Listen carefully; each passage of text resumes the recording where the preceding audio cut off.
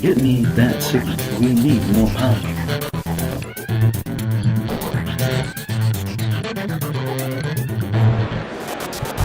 We're back at Gen Con, and it is now Saturday. It is Saturday, isn't it? It's Saturday.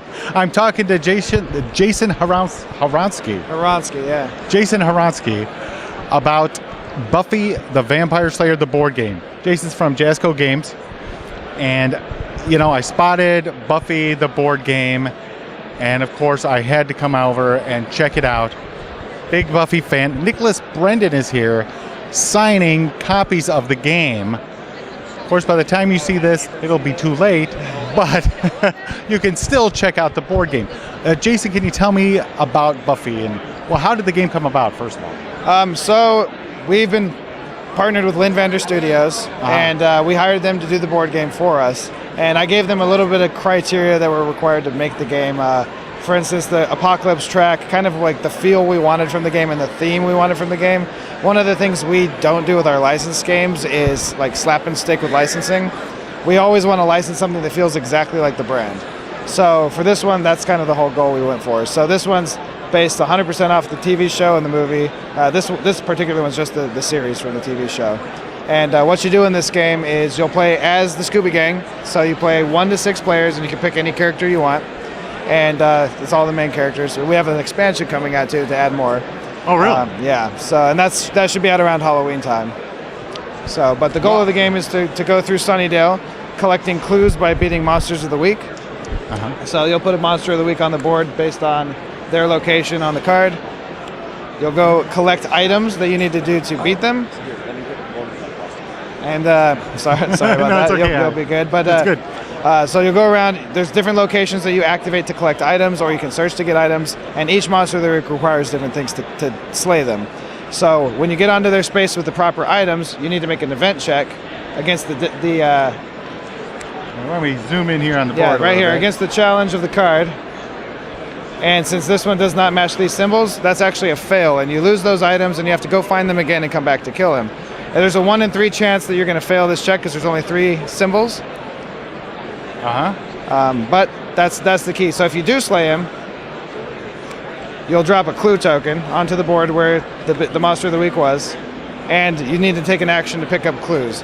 So once you've defeated 3 monsters of the week, then you'll reveal the plots to the big bad and need to defeat the big bad to win the game. So in this case, we have the master here, but there's several different big bads from the series. Just like each season's Pretty much most of the season's big bads. The expansion adds Dark Willow, Drusilla, and Spike, Evil Spike. So you can't play good Spike, you can't play Willow if you're going against Dark Willow.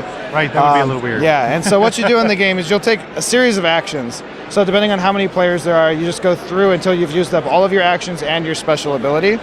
Your actions can be to move anywhere on the board, to activate a space on the board, to fight, and fighting will either stun a vampire. If you have a stake, you can dust a vampire. If you have weapons, you can kill a demon. If you have holy water, you can stun a demon. And then there are other items like magic supplies and garlic and other things you can do to help you on the board. Once you've used up all of your actions, then the baddies go. So during the baddies' turn, for instance, there's an unprotected townie here. He would be eaten and added to the Apocalypse track. Gotcha. If you have a character on that space, you're protecting the townie, but you still take a wound to the Apocalypse track. And these are the wounds here. When the Apocalypse track fills up, then the Hellmouth opens, consumes Sunnydale, and the world goes to darkness, and you all lose. So Yep. that's kind of the gist of the game there.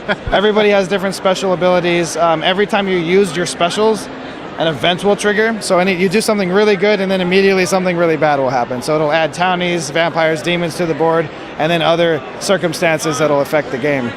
Okay, so how many players is it? It's 1 to 6 players. You can play it solo. You can play it solo as a single character. Since the big bad is it completely ramps up it completely ramps up based on how many players there are. So it'll add fewer things to the board if there are fewer players. Not bad. You know, it's got kind of an Arkham horror feel to me. So It's probably more of the graphics to it, but it does Right. have, it's a co-op game. It has that problem-solving element to it. It's a lot faster playtime. Yeah. This takes about 45 minutes to an hour and a half, unless you're just doing extremely terribly. If you're doing really, really That would be bad, neat. or you don't know the rules, it might take a little over an hour and a half. But this is probably the game I personally play the most out of any game in my collection. I play about twice a week minimum for Buffy because it's just got a lot of replayability.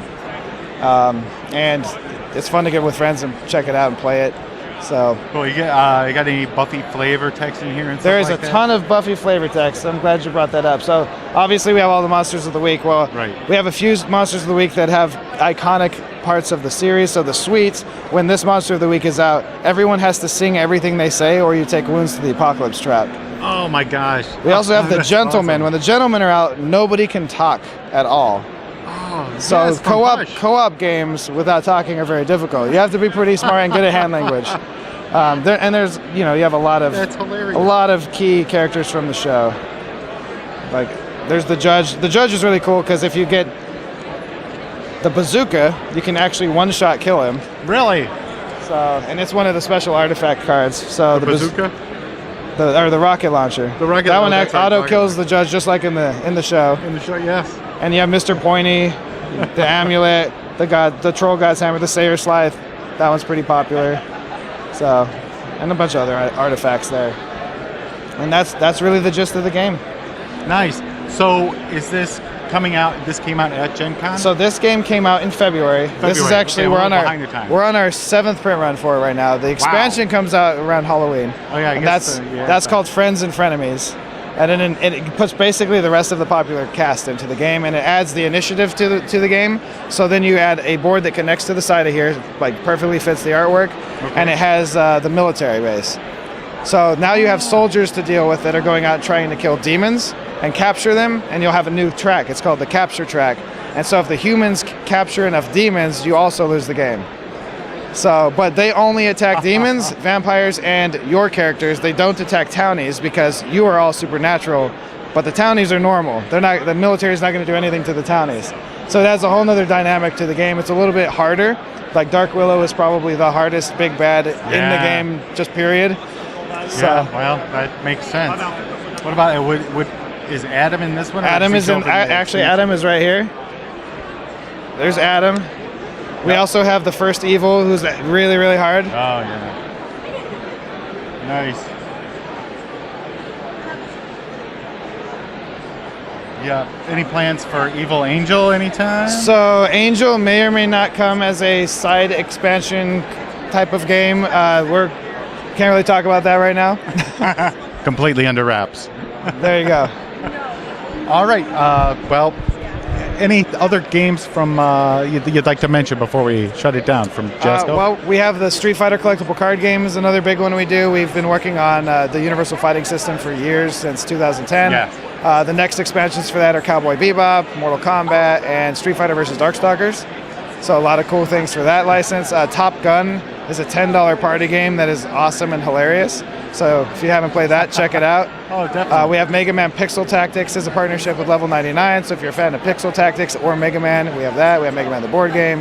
A lot of cool. I'm probably forgetting a bunch of things. We have the Legacy line from Linvander. So if you like Arthur or Peter Pan or Robin Hood, we have co-op games based off of all of those as well.